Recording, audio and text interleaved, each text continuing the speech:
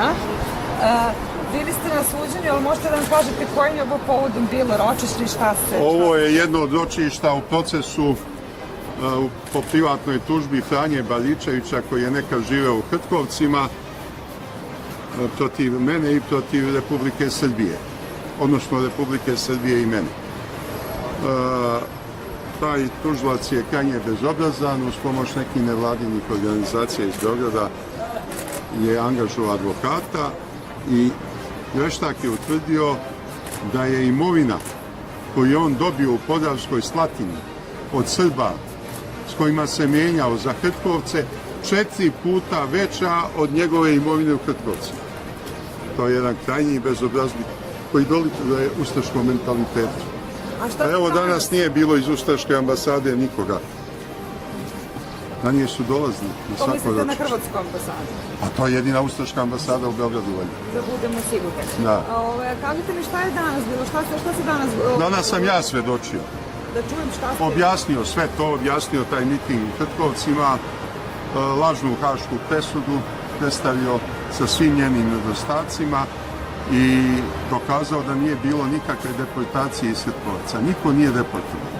3 puta je Franjo Baričević putovao u Hrvatsku da bira srpsku imovinu za koju će se menjati, pa tek onda obavio razmenu. I razmena je obavljena pred Hrvatskim sudom, uz angažovanje hrvatskog advokata.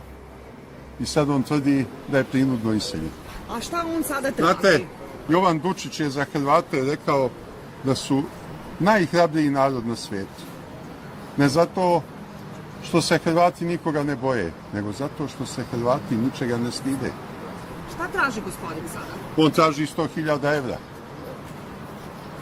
A ne sme ni da dođe ovde da svedoči i da bude saslušan pred sudom. Kako će dalje teći? Koje su saznanja ovo sudu? Pa eto, sledeće ročište je u oktobru, ide polako. Jednom se mora završiti, ali moramo to dobiti.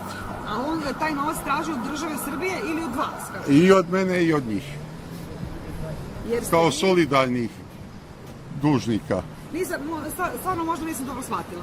Je on sad naknadno... On tvrdi da je oštećen u toj razmeni. Koje godine?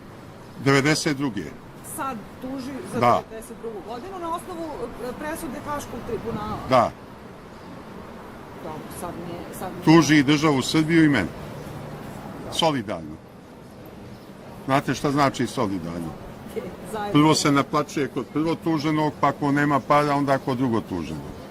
Dobro.